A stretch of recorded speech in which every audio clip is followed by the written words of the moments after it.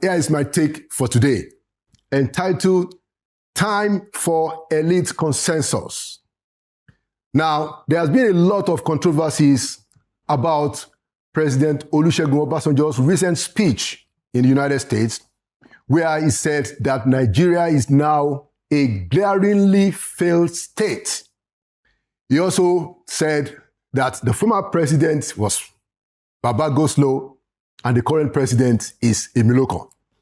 President Obasanjo actually depicted some of the real situation that the country is going through. But our point is this. Number one, we don't want a situation where people like the respected President Olusegun Obasanjo, former president, who was former president 3 times, we don't want a situation where they are weaponizing the problems of the country in order to remove a current president and put in another without us addressing the fundamental problems of the country.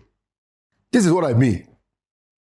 The problem that we have today in Nigeria, as we have seen, is not just a political leadership problem. That is indeed a problem, but it is much deeper than the political leadership problem.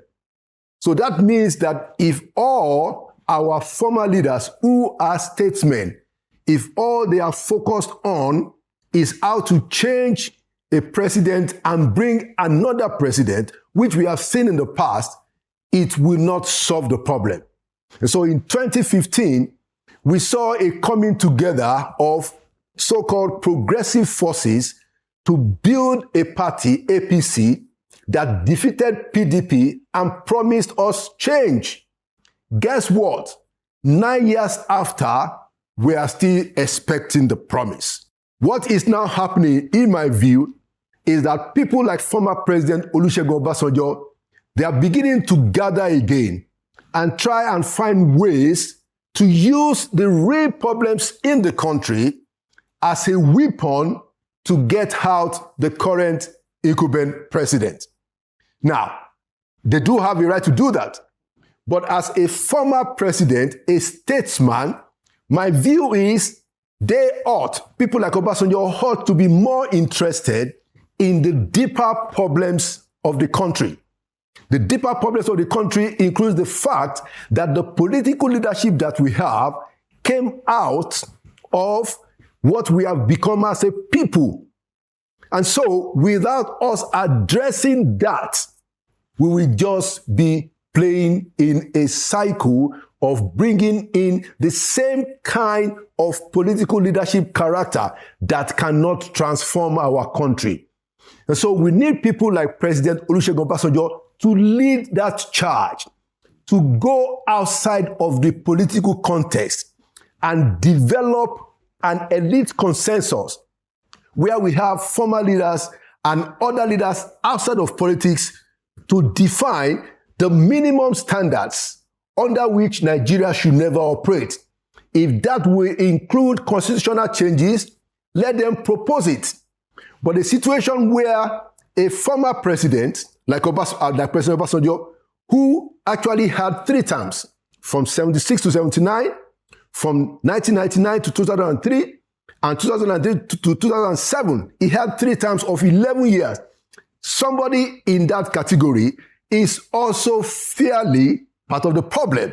And so it is not very morally elegant for President Obasanjo to just be calling the current leaders names. That will not solve the problem.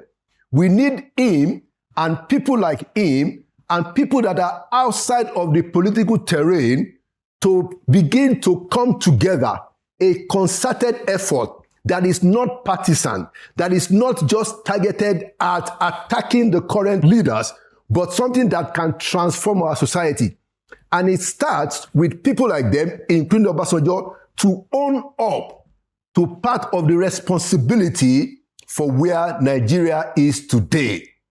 President Obasanjo cannot say that he is not partially responsible for corruption in our country.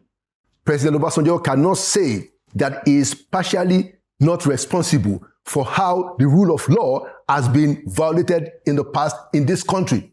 There are few problems in this country that President Obasanjo's hand cannot be traced to. And therefore, in order for him to present a credible front, he cannot come to pontificate. He can come to own up to his own errors, and then we will reasonably consider him to be morally, properly situated to lead the charge to transform our society. And that is my take. Inside Sources will be right back.